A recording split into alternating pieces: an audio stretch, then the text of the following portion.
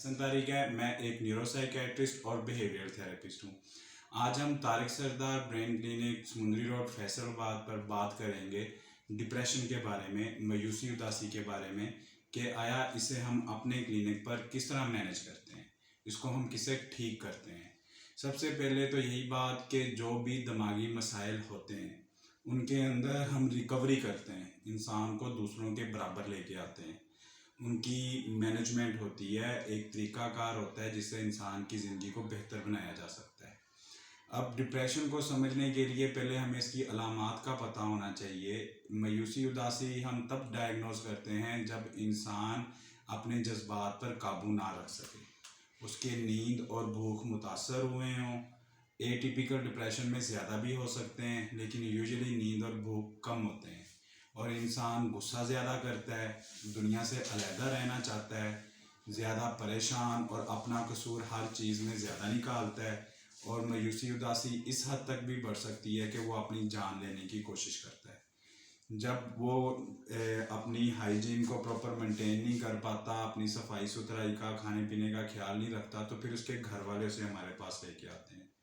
हम उसको कोशिश करते हैं, अगर तो सिवियरिटी ज़्यादा है, इतनी शिद्दत आ चुकी है कि इंसान की ज़िंदगी को ख़तरा है, तो हम उसको इन यूनिट उसको हम दाखिल करें। दाखिल करने के बाद हम मायूसी उदासी की मजाज बेहतरी की दवाइयाँ शुरू करते हैं। अब उनसे 21 दिन के अंदर रिस्पॉन्स आ जाता है और मजाज बेहतरी की दवाइयों को हम हिट एंड ट्रायल मेथड पे, क्योंकि हर इंसान का अपना मजाज बेहतरी की एंटी डिप्रेसेंट होती है। कई लोगों को जैसे हर ताले की एक चाबी होती है, सबसे कम एडवर्स इफेक्ट्स वाली से फ़र्क पड़ता है। फिर अगर कोई वेट कम करना चाहता है तो उसके लिहाज से हम मजाज बेहतरी की दवाई देते हैं। दिल के मसले के अंदर, डायबिटीज़ के अंदर, हाइपरटेंशन के अंदर, एज के अंदर और इंसान का वेट देख के हम एक बेहतर ऑप्शन उसके लिए ढूंढते हैं और 3 हफ्ते वेट करते हैं कि उसका मजाज बेहतर हुआ। और अगर 3 हफ्ते में रिस्पॉन्स ना आए तो फिर हम उसको टैपर ऑफ आहिस्ता आहिस्ता बंद करके दूसरी को आहिस्ता आहिस्ता शुरू करते हैं। स्वेयर केसेस के अंदर या रेजिस्टेंट डिप्रेशन के अंदर हमें 2 या 3 मेडिसिन का कॉम्बिनेशन भी बनाना पड़ता है। फिर जब इंसान का मजाज बेहतर हो जाए तब हम उसको साइकोलॉजिकल और सोशल, जो साइकोलॉजिकल स्ट्रेस आया है, जो नफसियाती दबाव आया है, उसको साइकोलॉजिस्ट की मदद से हम हैंडल करते हैं।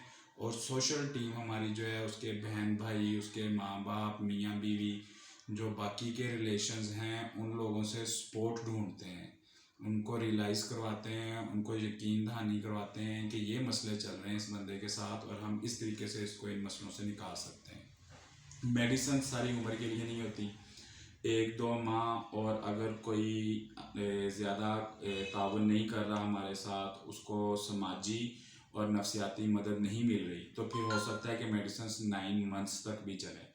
और सोशल सपोर्ट का भी उतना ही ताल्लुक है कि उसकी वर्क प्लेस, उसके कोलीग्स, उसके रिलेटिव्स किस तरह उस बंदे के साथ डील करते हैं, उतनी जल्दी उसकी मेडिसिन बंद हो सकती हैं।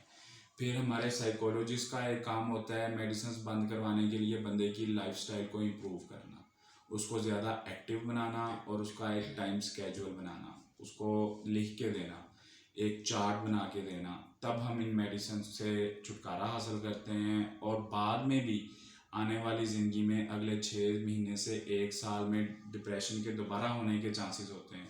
उसके लिए हम उससे फॉलो अप भी मेंटेन रखते हैं और घर के अंदर भी मेडिसिन से इलाज होता है।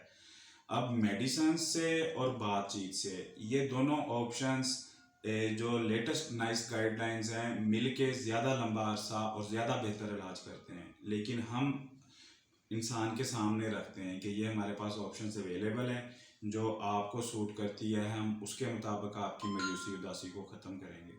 अब हमारे साइकोलॉजिस्ट अनीज़ा फ़रूक डोगर आपको थोड़ा सा स्ट्रेस जो हम डील करते हैं, जो परेशानी इंसान को आई होती है 3 लेवल्स के ऊपर, प्री डिस्पोजिंग, परपेचुएटिंग और प्रेसिपिटेटिंग, उनकी एग्जांपल्स के साथ बताएंगे कि उस स्ट्रेस को हम कैसे मैनेज करते हैं। जी, अस्सलाम वालेकुम। मेरा नाम अनीज़ा फ़ारूक डोगर है और मैं साइकोलॉजिस्ट हूँ। स्ट्रेस फैक्टर्स को हम 3 हिस्सों में डिवाइड करते हैं और इसकी 3 कैटेगरीज को हम मैनेज करते हैं, उसको डिस्कस किया जाता है पेशेंट के साथ और देन उनको बताया जाता है। हम लोगों ने खुद उसको निकालना होता है, डायग्नोज करना होता है। उसके अंदर सबसे पहले हमारे पास आ जाता है pre disposing factor. Pre disposing factor के अंदर फॉर एग्जांपल पेशेंट के या किसी इंसान के वालिद की वफ़ात हो जाती है या किसी करीबी इंसान की वफ़ात होने से जो उसको स्ट्रेस कॉज होता है, सबसे पहले इस चीज़ को देखा जाता है। उसके बाद आता है हमारे पास परपेचुएटिंग फैक्टर। परपेचुएटिंग फैक्टर के अंदर क्या हो जाता है कि जैसे जॉब के अंदर एक मुसलसल लगातार एक स्ट्रेस चलता आ रहा है, साथ साथ चल रहा है जॉब के अंदर, किसी और चीज़ के अंदर। Then we have precipitating factor. Precipitating factor क्या होता है कि सडनली कहीं एक्सीडेंट हो गया रोड पे, सडनली कोई किसी ने आपको कुछ कह दिया, कुछ बहुत बड़ी कोई बात हो गई, अचानक से एक स्ट्रेस आ गया।